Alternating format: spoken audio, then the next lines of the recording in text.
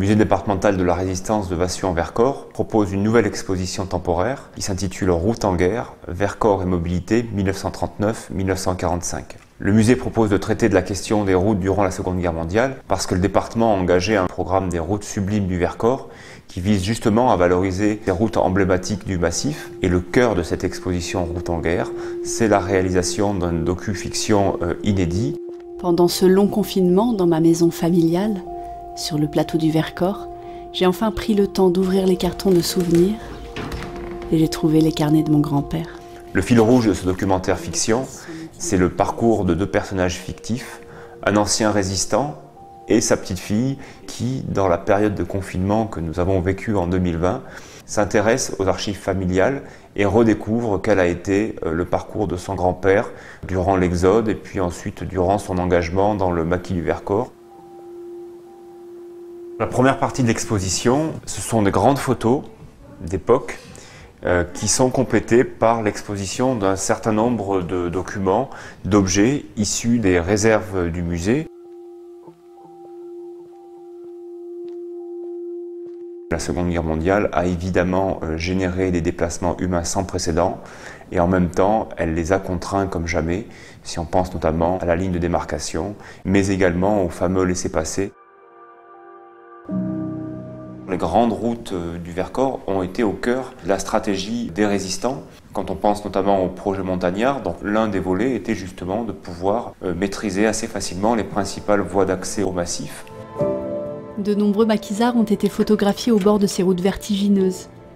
Un cinéaste, Félix Forestier, a même filmé l'arrivée de tirailleurs sénégalais dans les Grands Goulets.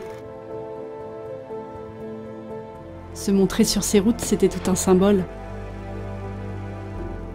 Ces routes, elles vont être fortement endommagées lors des combats de l'été 1944, puisque les résistants, durant l'assaut, vont dynamiter un certain nombre d'entre elles. En représailles au sabotage sur ces grandes routes d'accès, les Allemands détruisent de nombreuses constructions à proximité. Après-guerre, il va falloir, de manière impérieuse, reconstruire ces routes, puisque c'est bien par ces grandes routes d'accès que la reconstruction du Vercors pourra s'effectuer. Cet objet et cette photo rappellent une autre réalité, c'est que le Vercors a aussi été l'objet d'un important trafic aérien et les routes aériennes du massif ont été aussi fortement utilisées d'abord par les Alliés qui, dès l'année 1943 et au cours de l'été 1944, ont procédé à un certain nombre de parachutages sur le Vercors et elles ont été également empruntées en juillet 1944 par les Allemands lors de l'offensive générale visant à anéantir le massif. Quand on évoque le massif du Vercors durant la Seconde Guerre mondiale, l'image de forteresse donne souvent le sentiment d'un massif immobile, dans lequel la résistance, notamment, serait venue se mettre à l'abri.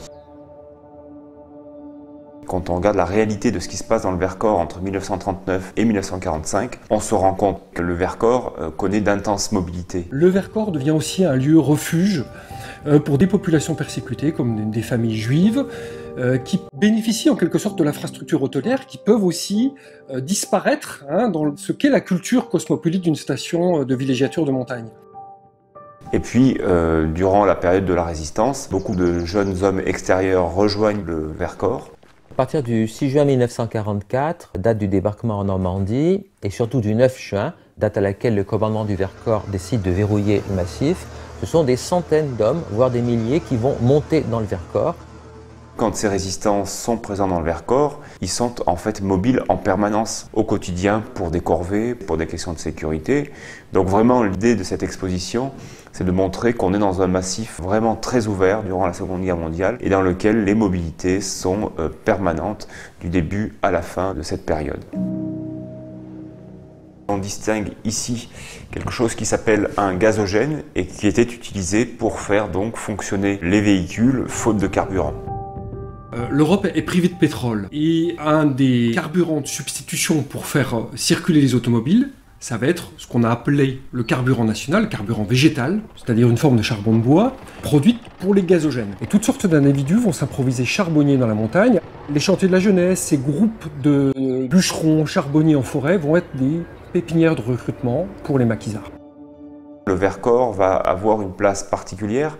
Les forêts du massif vont pouvoir produire d'importantes quantités de bois pour faire fonctionner ces moteurs à gazogène. Le générateur, on le retrouve ici. Donc c'est dans ce générateur que le bois était chargé, qu'il était partiellement brûlé.